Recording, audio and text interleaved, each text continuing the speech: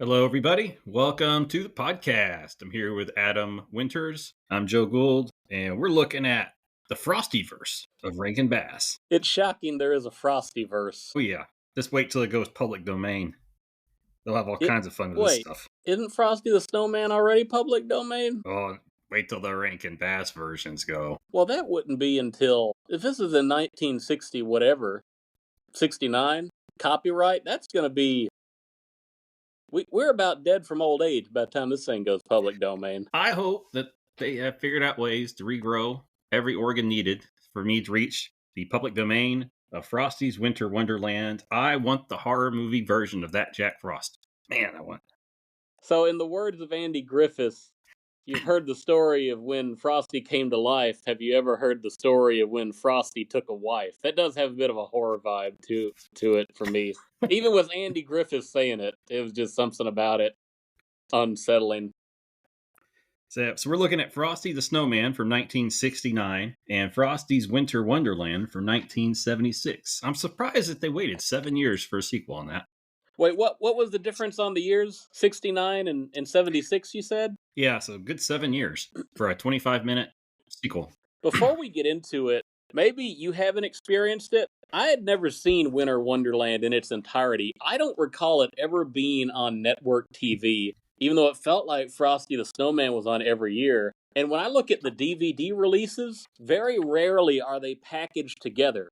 A lot of times they'll put the original Frosty with some of the other sequels, which are actually more remakes than sequels. Did you look into anything about that? Yeah, so I do remember watching it on television. I don't know if it came on every year, but the broadcast rights were owned by a different network than Frosty the Snowman. And that's largely because of the unfortunate time frame of the split of Rankin Bass rights. So basically, pre-1974 Rankin Bass Library went somewhere different than the sequels, or anything after 1974. Must be why I don't remember some of those later films as a kid, because maybe they just didn't have the rights to put them on TV, or there wasn't an interest in doing it. Yeah, CBS actually, because they didn't have the rights to Frosty's Winter Wonderland, and they wanted to fill an hour block, they actually made their own sequel in air quotes, Frosty Returns. It is not a sequel. I watched it yesterday. Well, it's not a sequel, but they wanted something in the spirit of a sequel. Is that the one with John Goodman? Yes. It's interesting, but it is very much not in continuity with anything from the original film, except maybe they sing the song at some point. When did the song come out? We talked about this with Rudolph. Was that, they have the credits? Is it sometime in the 1930s? I think so, because this isn't the first time Frosty was on a show. I think it was the WGN network had like a little 3-minute clip that they aired on Bozo the Clown a lot. Okay. See here if I can figure out the song here for you. So it came out in 1950. Wait, now the song came out in 1950.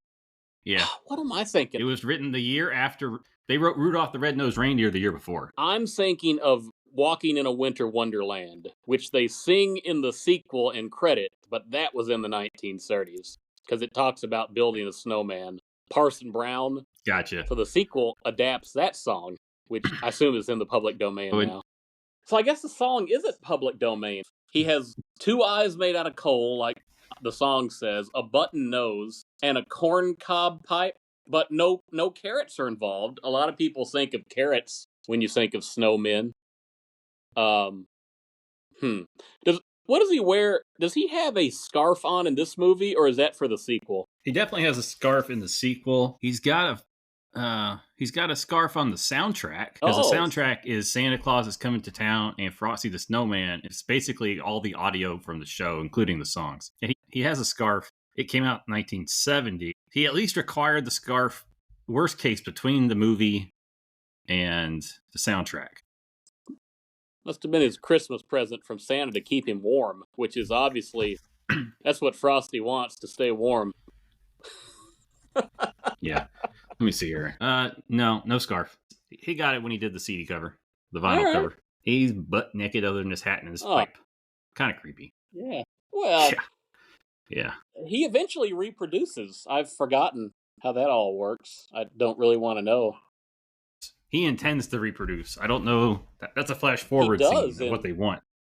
he does in the next sequel once we get to that one, or he has Oh, reproduced. goodness. Yeah. Okay. All right. I don't know what to think about that. Yeah. But Seems like we had this discussion with another fictional character a while back. Like, how does that even work? probably. Yeah. But yeah, so Frosty the Snowman, 1969. I was not aware until after I watched it that I wouldn't say controversy is the right word, but I don't understand why Rankin Bass changed things so much once things started airing on television. I But saw a little bit of YouTube on that. That was that's something I did not know. And it go ahead. It's a yeah, so Karen, the neighborhood Karen, oh, is played by June Foray in the first airing. and still credited as June Foray. I shouldn't say credited as, but June Foray's name is still very prominent in the end credits, not the opening credits. It doesn't tell you who she played. It just said starring or featuring the voices of who's the voice of Frosty? Oh man, Jackie Vernon. yeah, Vernon, and I think they're in there together. Foray. Yeah, and even in today's airings, she does the song, so she's still singing. But at some Okay. point after the first airing, all the children were replaced, and she's no longer voicing them. And there was another guy who played a few kids too, I believe, who got swapped out, and they ended up being played by Suzanne Davidson as Karen and Greg Thomas as the rest of the children. So maybe I think she did all the children initially, and then two people, child actors, came in and voiced them later. I saw a comparison. I do have to say, I think it sounds better with the child actors. But I wish that they preserved it, so to speak, where you could choose your own adventure. So I don't think I've ever seen the original recording with Foray. Yeah, so if you search for the changes that have been made, you can find a video, and it's like 8 minutes, kind of homemade, so to speak.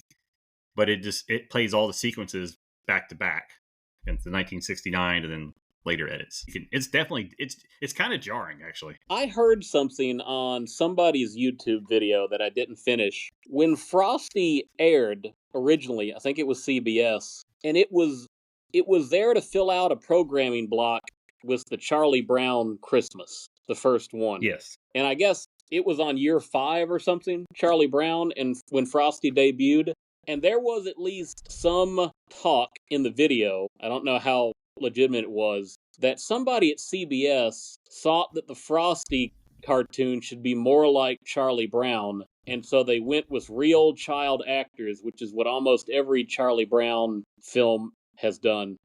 Yeah, I think it's a plausible scenario. Rankin Bass like to change things anyway, so I don't know how much of that would have been studio pressure. But I think it's definitely something that could have happened. I just don't. We're just in a different world today. We just don't do things like that. One little funny edit that is only on like, I think it was on the network television airing of it last year, was when they're trying to name a Frosty and they're coming up with the different names. And the original, they say one of them's Christopher Columbus. Oh, they muted it. No, they didn't remove the visual, but they muted the dialogue. What network was this? Was that NBC? Do they have the rights currently? Yeah, NBC. That sounds about right. So we'll see if they do it this year. I think it streams on Freeform, and they haven't bleeped it, so to speak, on Freeform. But who would have known? Frosty got the Friday the 13th treatment. Redubbed language. We still have cities named Columbus, even though they're trying to do something about that. But I mean, good gravy. I mean, I think there's a lot of evidence that Christopher Columbus was not a very good person when you really got to know him. He's Italian. What should you expect? Yeah. Well, he did what he did. It is what it is. And at this point, I don't really think people associate Christopher Columbus with Frosty anyway. So I just don't see why you'd want to bother changing that. But I don't know. It's Rankin Bass. You can always get away with it for Rankin Bass because they change things all the time, forever and ever. So we're gonna tackle. We already said we're tackling the first 2 Frosty specials. I guess they're not films, but that would be Frosty the Snowman, Frosty's Winter Wonderland. How do you want to jump into this? Well, I think everyone has seen Frosty the Snowman, so I think we can just comment on that as we see fit. It is basically Frosty comes to life after school one day because a magician professor who's not very good throws his hat away, and it ultimately lands up on Frosty's head, and he comes to life. And he comes to life because it is the first snow of the season, and it's extra special because it's a Christmas snow. This is Christmas Eve, apparently. Yeah. and he comes to life, and then his hat gets taken off by the magician who now has a magic hat, or he wants it back. He gets into a debate with the children over who has ownership of the hat since he threw it away. He goes off with it. His little rabbit named Hocus Pocus decides that he wants to see a live snowman again, so he takes it back to the children. He's star of the show, Hocus Pocus. Oh, absolutely. It was a very quick snow, but apparently it's very close to the freezing, so it's starting to melt. They decide he needs to go to the North Pole. They decide a train is the best way to get there. They ultimately have to jump on the train illegally because they cannot afford the ticket. Can I stop you for a second on the ticket? Yeah. Do you remember what the ticket price was at the ticket booth to take a train from whenever they live all the way to the North Pole? I believe it was $3,200 and some change. Yeah, I think it might have been 4 cents or so.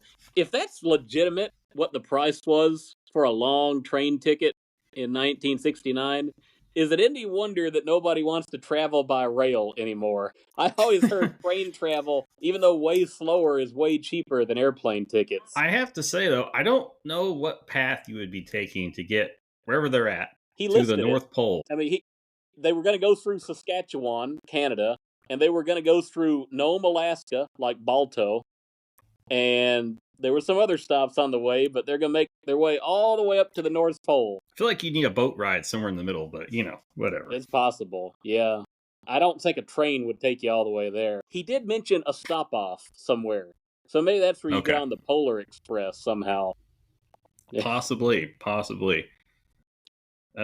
He ends up getting on the train, sneaking on into a refrigerated car with cakes with the neighborhood Karen. And the rabbit. And then the magician jumps on, think about rabbits, jumps on the back of the back car and hitches a ride. At some point, they realize this was not a good plan because while Frosty is made of snow and the rabbit has fur, Karen is wearing a skirt and she's cold and she's getting sick. So Frosty jumps off when he gets the opportunity. The magician does too.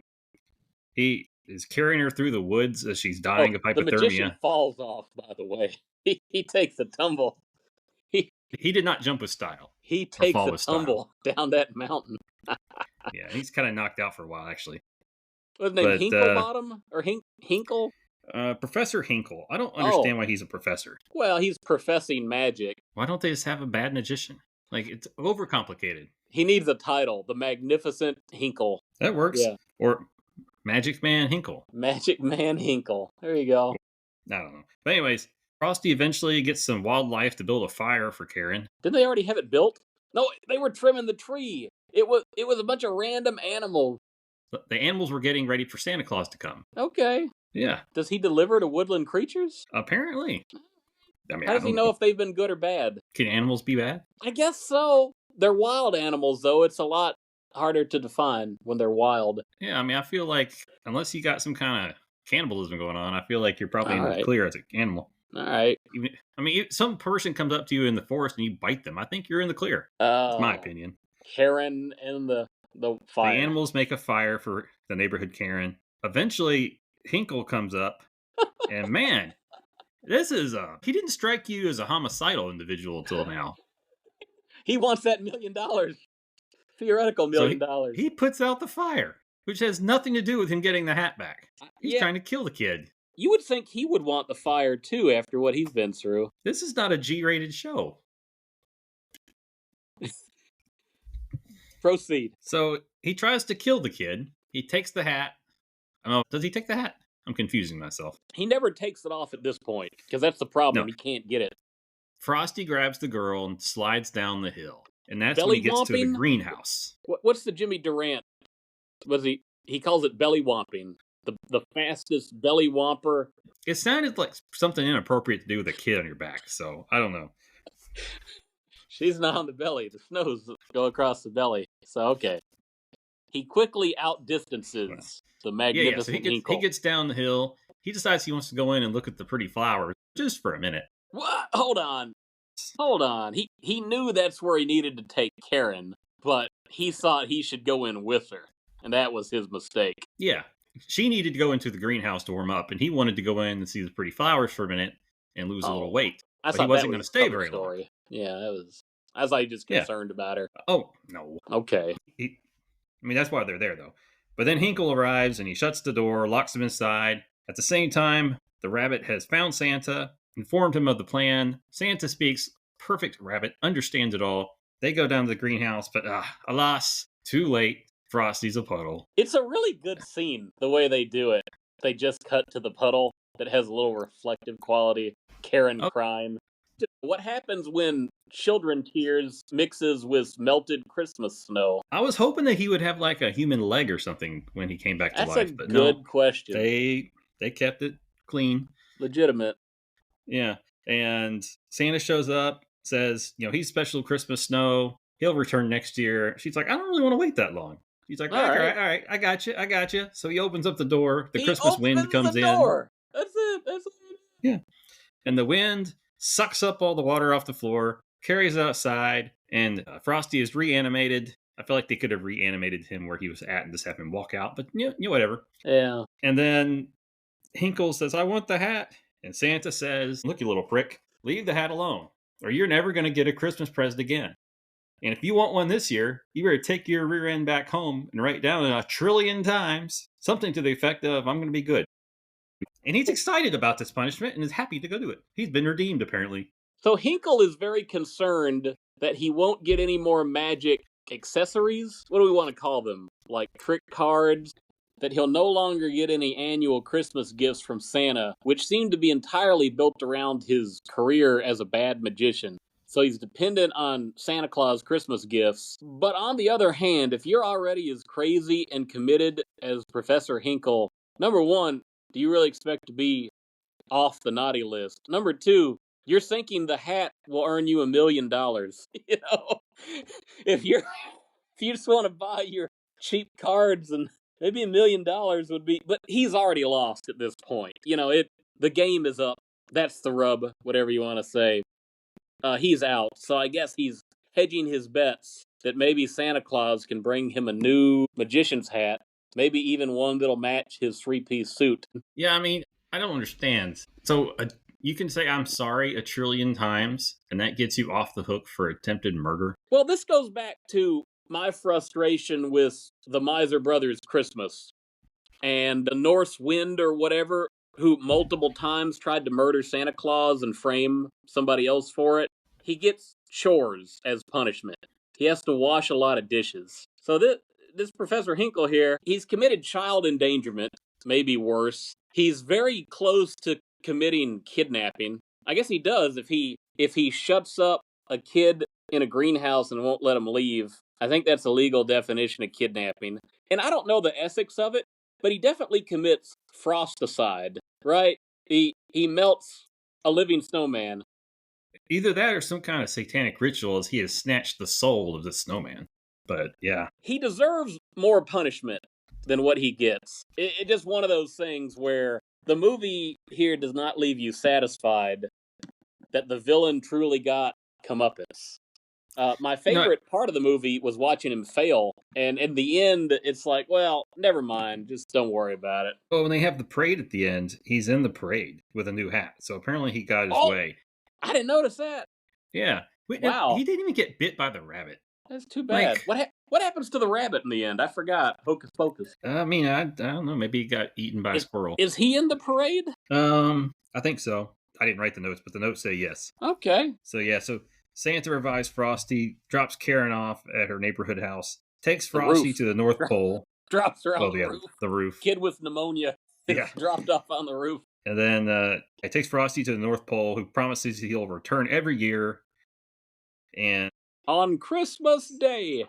And then I guess you returned a year later and led a parade with the kids and the cat or the rabbit. I thought the way the ending was setting it up, he came back the very next day, Christmas Day. That would be silly. Well, I know, but that's the way I always took it. Because it's from the song. It would make sense if he does a yearly visit. But it also comes across like he comes back once the sun comes up. So he can celebrate Christmas Day with whatever the town and lead the parade. Based off the sequel, I get the impression he came back the first year, maybe the second, and then all the kids had moved away. So he just like, I guess I'll stay at the North Pole and get lonely. A lot could happen in 6 or 7 years. 8 years. My biggest problem, I think, with this show, this TV special, is that all the songs are the same song. And it gets a little old by the eighth, ninth, 10th time you're singing Frosty the Snowman or part of it. It's just like, not a lot of variety here. They picked the right guy to do it, though. Jimmy Durant. I guess this was his I last don't know. screen credit. You're not a big fan? Well, I'm a bigger fan of Andy Griffith. I think Well, that's the problem. sure. Andy, hey, you can't argue against Andy Griffiths. I got nothing against Durant. He Yeah. just 7 years later, he gets outshined. I don't know how many people seen the sequel. There's a much bigger. If you saw the guys in real life, you'd be a bit more creeped out by Jimmy Durant talking about magic hats with kids. Maybe it's not fair that I'm saying that, but Andy Griffiths has a bit more of the wholesome quality to him. So we'll hold off on any reviews though until the end, once we get the sequel considered. That's fair. And so that was Frosty the Snowman, 1969. Everybody's seen it. It's a classic. It is good. I feel like it's overrated a little bit. Like you remember it being better as a kid. It doesn't really give the adults in the room much to work with. It's the undercard for Rudolph the Red-Nosed Reindeer or Charlie Brown. Even if it comes after it, it's the undercard in the big billing. And without doing the full-fledged the rating, like I think the problem with Frosty, and it's partially due because it's 24 minutes, but it's definitely kid-centric. There's nothing really in it for adults. There's no real themes. Whereas you have bullying and things like that in Rudolph, you don't really have that in Frosty. I mean, you have attempted murder. Don't get me wrong. The magician is a fun character, but he's kind of like a Smurfs villain. He's not really turning the page at the end. So he is Gargamel, and there's no spectacle moment in this movie aside from maybe Frosty getting melted, which is a downer. Nothing really makes you stand out and say, "Wow, look at that." No, this had the stakes of a Garfield special. Oh, the Garfield special's way better. That's got a lot of spectacle to it. Yeah, I think Garfield's great. Yeah. So with that, we'll transition to Frosty's Winter Wonderland from 1976. Not sure why it took 7 years. Jimmy Durant did not return for this. He had a stroke a few years prior and had retired. But they ended up upgrading with Andy Griffith, and I don't mean that as a slight on Durant. And it's been years, I assume 7, since Frosty first went to the North Pole. And he's kind of lonely, and he gets a newspaper. I suppose that he gets the local one from the kid's place mailed. I don't really understand. This is canon, Joe, in Rankin Bass lore. Santa Claus apparently gets all the local newspapers of every town. At least he does in 'Twas the Night Before Christmas. Santa Claus is not in this movie or show. He's at the North Pole. I mean, that's why Frosty's up there. He's got connections with the big man in red. All right. Well, he reads the paper and decides he needs to go the 1,200 or 1,400 miles via train, I guess, back to wherever city the kids live in. And they're real happy to see him when he gets back. We're introduced quickly to the real star of this show, Jack freaking Frost. Oh my goodness. My favorite Jack Frost version. Do you want to comment now or later about voice acting and the interesting choice they made with Jack? Go ahead. Speak on it. Well, it's Paul Frees, which I gotta say is the perfect name for somebody to be associated with a Frosty character. So Paul Frees, as we talked about, I guess it was last week, he's very well known for voicing comedic cartoon villains, most notably Boris Badenov, and he did his Boris bit in the actual Jack Frost movie, which came out 3 years after this. He was Kubla Klaus. So they got, I guess, Robert Morse, to voice Jack Frost in that movie. But in the debut performance, it's Paul Frees voicing a more villainous Jack Frost. Yeah. And he looks a lot like the Jack Frost we would see a couple years later with ice skin at this point, instead of looking more looking humanish. But the costume's very similar, but he is short and portly, like a Rankin Bass character typically is. And he's great. I wish he was the villain in the first movie, but he wasn't. How would they work Jack into the first one now? I don't know. So anyways, he's jealous, which would be it's perfect. This can be what the other Jack Frost became years later. Oh, it's canon in my mind, man. It is all one story for Jack somehow. It's a tragedy. Yeah, we've created this canon. And so he's real jealous that he's not getting credit for Winter and that all the kids love Frosty, but Frosty doesn't do any work. Like, Jack Frost is the one making winter. So he's got a point. He ain't wrong. Why does Jack care so much about this one particular town? That was standing out to me. I mean, I guess Frosty kind of got famous. I would imagine that you would get a lot of tourists in there this time of year, taking pictures of Frosty, sledding All with right. Frosty, So I was curious how pin the famous tail on the Frosty Frosty. was. Is it just this one town? Or they do parades, you know? Yeah, I mean, I think of a small town in Kentucky that has some kind of random festival, and I think he's at least got that level of fame. All right. So, but anyways, he's jealous, and he's got this deal where he's like, I'm just going to take the hat away and leave Frosty lifeless, and then people have to pay attention to me. And he's not very.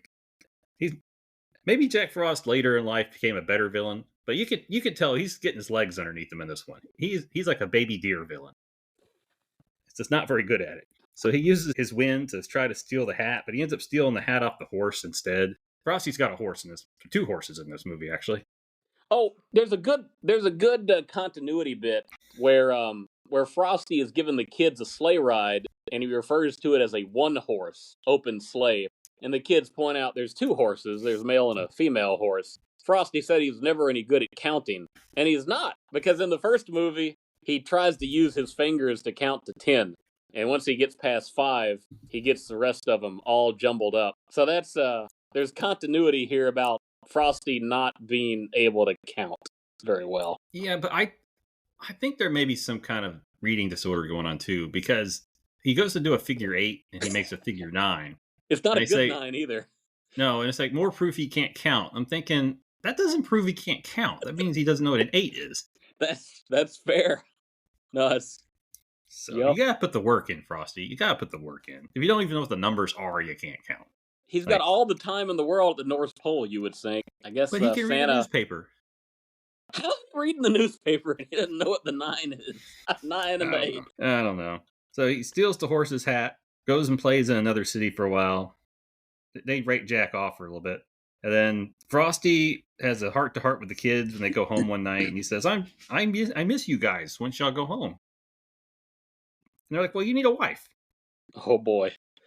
Here we go. Yeah, not just a friend, but a wife. And they build one the next day, and they name her Crystal. Has a Bride of Frankenstein vibes to me, this whole thing. Yeah, I've lost the name of the lady, but who's that female country cook who used to be racist? What was her name? What? We're not talking about the voice actor. We're talking about somebody else. No. Real life, large Christian, I don't know about Christian, large Southern cooking woman who's famous, who got in trouble for being a racist. Paula Deen, is that it? You're not talking about Martha Stewart, but Paula Deen would be the only name I would think of that would be a famous Deen, that's cook. the one. She got caught using a word back in the day, and they shamed her for like 5 years before they decided that once she got skinny, she was fine again. So Martha Stewart went to prison for something, but okay, fair enough. Go ahead. Yeah. So, but anyway, that's kind of how they got her dressed. She's got an apron. She's got an ugly wig. She's a portly lady because that's what Frosty wanted. Yeah. And has like a mid-50s kind of aged voice. Shelley Winters, right? I believe so. I'm not real familiar with her. No, she did Mrs. Claus on a lot of the other Rankin Bass stuff. Okay. Santa, You're Without Santa right, Claus. Shelley Winters. Yeah, okay. I mean, it looks like they made a maid for him more than a wife. I guess it is 1976, so that's what people expect. Frosty has simple taste. He's body positive, as they would say today, and he's definitely not a feminist. Like, he should have given her his broomstick, but whatever. Wait, does he show off his sweeping ability in the first one when he says "I can sweep" when he's getting? I think so. Okay. Yeah, I think because they have a broom in his hand when he comes to life the first time. Huh. That would have been a good graphic, him handing the broom to her. That would have been hilarious. A good moment. And it would not have shocked me for 1976. But there's a little bit of a buzzkill as she does not come to life when they put the female horse hat on her. So, it was a good fake out. Andy Griffiths handled it well. Yeah. And then, so later that night, Frosty is with Crystal. And he's basically saying, I will love you even if you're not alive. I'm committed to you. Creepy doll at this point. No, it's like, okay, you got a wife, but is it a wife or a blow-up doll? And yeah. Oh, no. Anyways, he decides to give her a bouquet of frost flowers, and that act of love brings her to life. I had thought the special was going to focus on his tears, and it focuses later on tears, but not his tears. And again, that's an interesting continuity from Karen crying in the first one. No, I feel like the tears would have made more sense, but Yeah, whatever. So right as that happens, Jack Frost realizes that he had screwed up, but he thought he'd been tricked. He's giving Frosty way too much credit. he is. He is.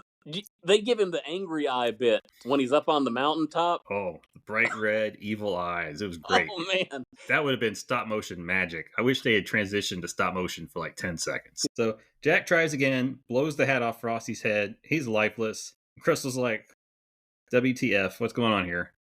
But she's pretty resourceful. She makes a corsage out of snow. As Andy Griffith says, she put a flower in his buttonhole.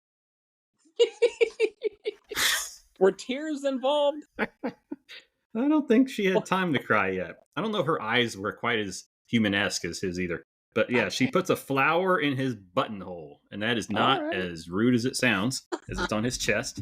And I thought his buttonhole would be his nose, because he had a button nose. She puts it on Frosty's chest, gives him a kiss, and he comes to life, completely making you question how the first movie went about his business.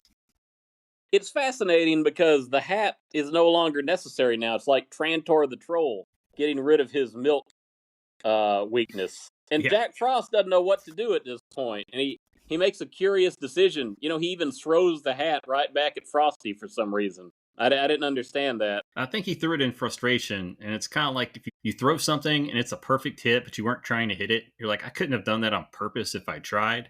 I think it's the effect of, he threw it across the room and it just happened to land in the basketball goal, 40 feet away. He's like, I couldn't do that if I tried. I thought he had something to do with he thought the hat might neutralize him somehow. It's like Jack is just winging it at this point. Oh, I think you're giving it too much credit because I think he was a little disappointed when it landed on his head. Okay, but he was confused. Yeah. Then Frosty and Crystal run through town, announce they're going to get married. They wake the children up at midnight. They get the Parson Brown, the preacher, to come.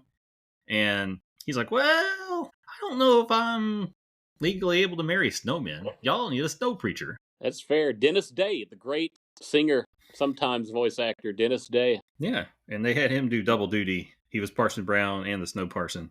But they build a Snow Parson, brought to life by the Bible. He calls it the Good Book. It's a little bit unclear, it could be, who knows what, Book of Common Prayer or whatever, but how does the Bible, how does it bring? It's the Rankin Bass world, so maybe it is just the dictionary of canon. I don't know. It could be. Yeah, there's no cross on it that I could tell. It's just black, kind of gold pages, but that was curious. The Good Book now is the third thing that can bring, is it Christmas snow? What day are we on here? We've gotten, the lore is just getting out of control with what do you need to bring a snow person to life? I don't remember Christmas coming up in this show. Maybe it did at the beginning. Because there's no Santa. You're right. So I'm not sure about that. They're playing loose with the canon. Oh, man. What can you say? Jack decides he's going to spoil the wedding with a big old blizzard. Yeah. And then the notes say Frosty and Crystal, but in reality, this is a Crystal show. Like, Crystal goes and tricks him into thinking that they're his friend and that they want him to be the best man in the wedding, and you can't have a wedding without Jack Frost, the best man. And he says, of course you can't. I've always been telling people I'm the best man. I mean, there's no lies in what she's saying. They really can't exist without Jack Frost doing his bit every year. Yeah, so they pump up his ego. I mean, he's got a little bit of a little man syndrome, But they pump his ego up, and he agrees, and they have the wedding, and they're all besties. And with Jack around, they can just keep having winter, and they can keep pushing it out so you don't have to have summer. And then eventually Parson Brown is like, you really can't do that forever. This is a plot point it felt like deserved to get a little bit more attention than it does in the special. Because I don't know how... Is it the last 5 minutes of the special focuses on what happens after they get married? Even though it's only like... Something like that. 24 total. So, I know they didn't have this all written out yet, but they establish in the sequel Jack Frost has a long-standing agreement with the groundhog. What's his name? Hold on. Pardon me, Pete. I'm wondering what happened to the agreement Jack had in order... So the way Andy Griffith says it is very interesting. You think it's about to end. And he says, and they lived happily ever after, through January, through February, March, and you're like, oh, this is not going to end well. And he's like, then it comes to April, and he says it's still winter in April. And I was like, wow, that is way past your 6-week after Groundhog's Day window. Completely covered in snow through April. There's a lot there that they just don't quite flesh that out as interesting as it could be. No, and then the parson gives them the story about the circle of life. Yeah. And how you need things to become alive so that they can die, and they can Nature become made a alive and they promise. can die. Yeah. And they're like, okay, we agree, and they go back to the North Pole, and then the show ends. But I feel like the two most likely scenarios to me is they had some kind of sponsorship deal with like something tied to Earth Day or something, and they needed to include something. Okay. Or they realized that they kind of finished their show in 20 minutes, but they were contractually obligated to get 24. Yeah. It's like, how can we stall? Yeah. All right. Because this is an odd thing. It's a subplot that is completely tied to the last 4 minutes of the movie. Yeah. And it's no connection to anything before it. It's interesting. Yeah, and it's fine. But if this was on Netflix and they didn't have to have a set time frame, this would be a deleted scene, And I don't know if it drags the show down, but it just doesn't really add anything. How do they get to the North Pole? Do they ride the winds of Jack Frost? I believe they skate to the train station. Oh, they ride a train? Wow. I think so, because they go to the train station. So on the way to the train station, they meet the traffic cop who was in the first movie, and he swallowed his whistle in the first movie, and then he swallows his whistle again as he's introduced to Crystal, and then they go off, and I believe they're at the train station, and Frosty and Crystal are like telling bye to the kids. Let me say one thing. This is a point that's only entirely relevant today. The referee should have swallowed that whistle in the Lions-Eagles game late in the fourth quarter last night. That's what they... Okay, never mind. You can delete that if you need to. We'll see how quick it gets put up. But it ends. It kind of ends with a whimper, I'd say. That's my opinion. Even the end credits on the sequel were kind of lame. There's no parade at the end there, is there? No, it's just they're showing credits, and you get the audio of the song without the lyrics. So okay. Now I will say, the music in the second one does have more variety because they have Frosty to work with, but they also have Winter Wonderland. Right. So you got more variety. So by default, it's better. But both are credited. Frosty's Winter Wonderland. I guess you could say it has one more theme than the first movie, which had 0, in that you have the little Jack Frost. Well, I guess you have 2. You have Frosty is lonely. Yeah. So he needs a blow-up doll wife. And then you have Jack Frost, who's jealous. And if someone's jealous, the way to deal with them is to trick them and to think that you're their friend. So great morals for the kids. I genuinely believe the earnestness of Frosty and Crystal. I don't believe they have the mental capacity for outright deception and manipulation. Well, she looks like a manipulator. I think Frosty was kind of just going along with the ride. Frosty makes friends very easily. Frosty doesn't know what an 8 versus a 9 is. And he forgave the magician who tried to kill his friend, his only friend that he had, and that he'd been working to save for the last hours. Yeah. So they have names for those kind of guys. What do you think about, I know it's a little bit fan canon, but Jack Frost, his character arc. If you take this as the follow-up chronologically to his story in his own movie. I think it's great. He's the star of the show. I find it better that way. Frosty gets a wife easy through magic, and Jack doesn't. And somehow, as Jack gets older, he lets himself go a little bit. He doesn't, he saved the town. He doesn't get appreciated. Wouldn't it be interesting if the town where Frosty goes to is the modern-day version of January Junction? That's why Jack hangs around. And one of the little girls who helps build Frosty's wife, her name is Elsie. Remember, Eliza was the woman Jack was interested in his movie. And he ends up talking, you could say either as he gets older, his voice ends up taking on the qualities of either Father Winter or Kubla Khan, because they're both voiced by Paul Frees in that movie. So it's almost like he grows into the thing he hated. And just a little bit of goodwill and cheer from Crystal brings him back from the edge. Yeah, and I think if I was writing Toy Story 3 for the Frostyverse, the fitting trilogy that should have ended it, I think what you do with this is Jack Frost never finds a woman, and maybe Elsie has a child who is like a spitting image of the girl he tried to win over in the first movie, and he tries to woo her. Some equivalent of the Golden Knight steals her away. All the while, Frosty has been a life coach of sorts with his own wife, Crystal, and then Jack Frost realizes that he's done all this work. He's worked so hard his whole life, toiling himself away. He worked so hard. He went from tall and skinny to short and fat, and then He was never tall to begin. He was never tall. Yeah. Well, and then you get this idiot snowman who's basically Homer Simpson, and he's got this wife who, maybe she's got some surgeries along the way, and she's looking a little different. So he's like, Frosty's got this trophy wife. He's been working his whole life, and then on top of that, Frosty gets all the credit, and he gets none. Maybe he's invisible when people don't recognize him. Oh, I forgot about that point. You're not supposed to be able to see Jack Frost, but he is visible here. But at some point, Jack snaps, and he goes to kill Crystal. Oh, man. You're so dark. And then you have Frosty. I mean, you could make a fourth film if you want Toy Story 4. And then the fourth one's Frosty's revenge, so to speak. He's going to go after Jack Frost because he snapped. Boo, lame. No, it's terrible. I don't know.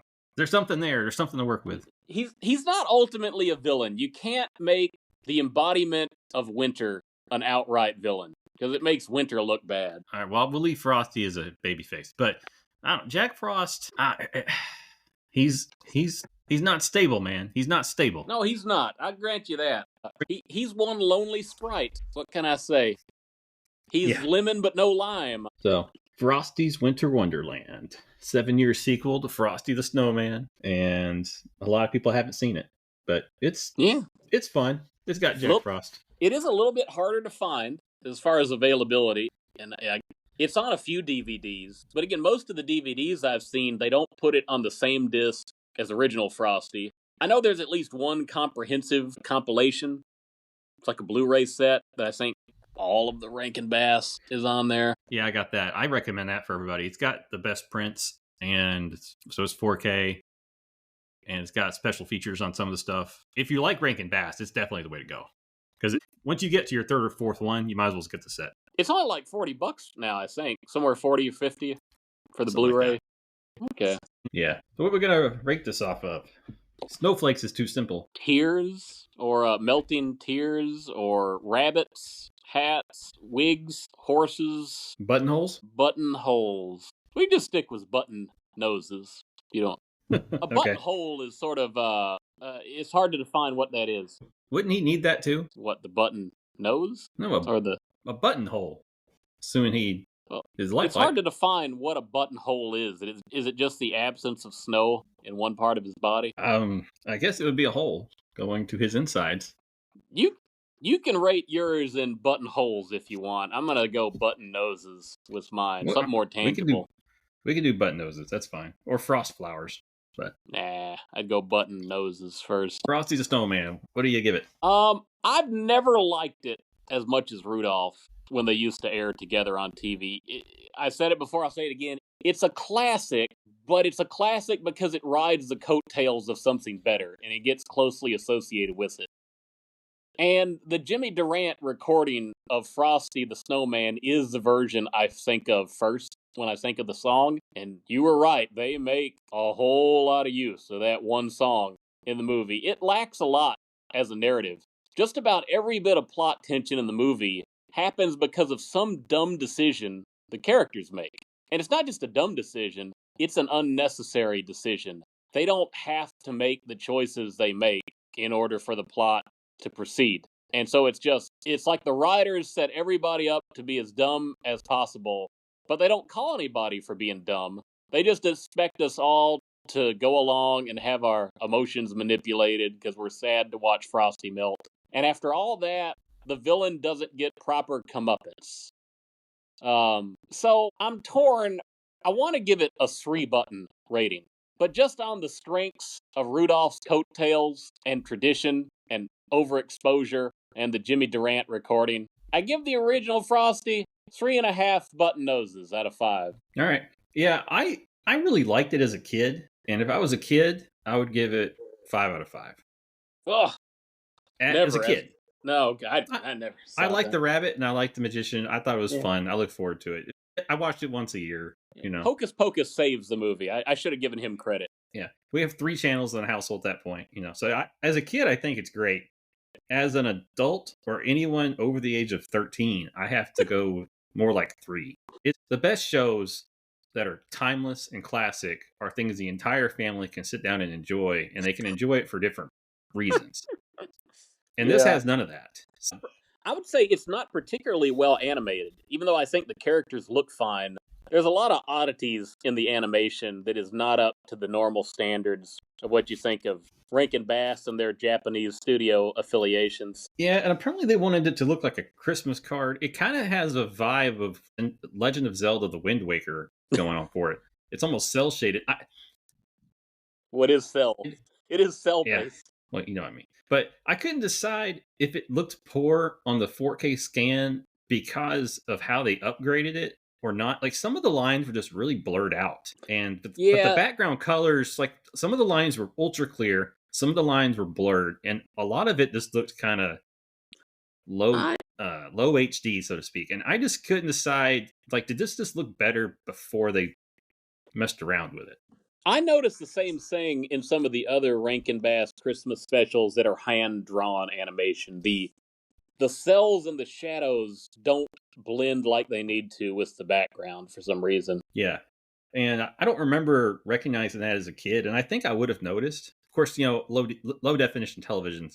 Yeah, CRTs with a curved screen. Yeah, so I'm gonna give it 3.5. I really liked it as a kid, but pretty early on, I think you age out of enjoying it very much. I mean, the fact that it's only 24 minutes helps, so anyone can Yeah, sit through it. But I'm gonna give it 3.5 buttons. I'll agree with you on that.